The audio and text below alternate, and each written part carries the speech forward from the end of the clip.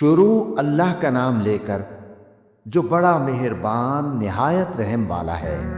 سچ مچ ہونے والی، وہ سچ مچ ہونے والی کیا ہے؟ اور تم کو کیا معلوم ہے کہ وہ سچ مچ ہونے والی کیا ہے؟ وہی کھڑکھڑانے والی جس کو سمود اور عاد دونوں نے جھٹلایا۔ سو سمود تو زبردست زلزلے سے ہلاک کر دیے گئے، رہے عاد تو ان کو نہایت زوردار آندھی سے تباہ کر دیا گیا۔ اللہ نے اس کو 7 رات اور 8 دن ان پر چلائے رکھا۔ تو اے مخاطب، تو ان لوگوں کو اس میں اس طرح گرے ہوئے دیکھتا جیسے کھجوروں کے کھوکھلے تنے، پھر کیا تو ان میں سے کسی کو بھی باقی دیکھتا ہے؟ اور فرعون اور جو لوگ اس سے پہلے تھے اور وہ جو الٹی ہوئی بستیوں والے تھے، سب گناہ کے کام کرتے تھے، سو انہوں نے اپنے پروردگار کے پیغمبر کی نافرمانی کی تو اللہ نے بھی ان کو بڑا سخت پکڑا۔ جب پانی طغیانی پر آیا تو ہم نے تم لوگوں کو کشتی میں سوار کر لیا تاکہ اس کو تمہارے لیے یادگار بنائیں اور یاد رکھنے والے کان اسے یاد رکھیں۔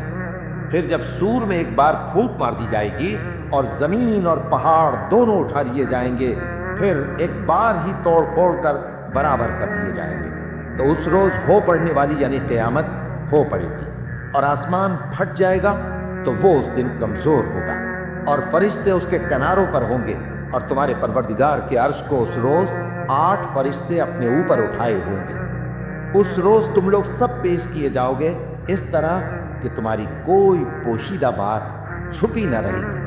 اب جس کا اعمال نامہ اس کے داہنے ہاتھ میں دیا جائے گا، وہ دوسروں سے کہے گا کہ لیجئے میرا نامہ اعمال پڑھیے، مجھے یقین تھا کہ مجھ کو میرا حساب کتاب ضرور ملے گا۔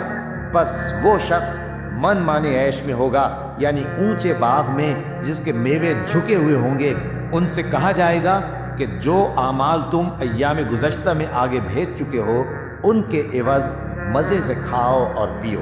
اور جس کا نامہ اعمال اس کے بائیں ہاتھ میں دیا جائے گا تو وہ کہے گا، اے کاش مجھ کو میرا اعمال نامہ نہ دیا جاتا اور مجھے معلوم نہ ہوتا کہ میرا حساب کیا ہے۔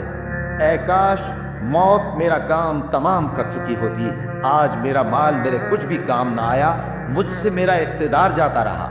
حکم ہوگا کہ اسے پکڑ لو، اب اسے طوق پہنا دو، پھر دوزخ کی آگ میں اسے جھونک دو، پھر زنجیر سے جس کی لمبائی 70 گز ہے جکڑ دو۔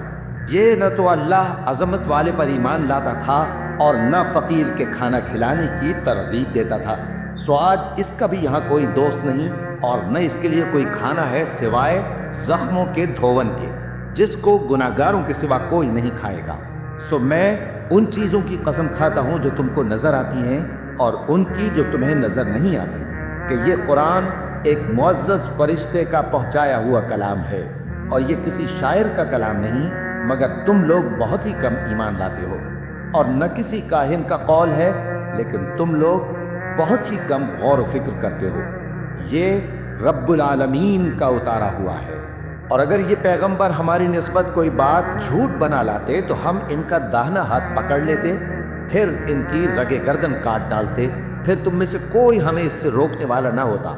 اور یہ کتاب تو پرہیزگاروں کے لیے نصیحت ہے، اور ہم جانتے ہیں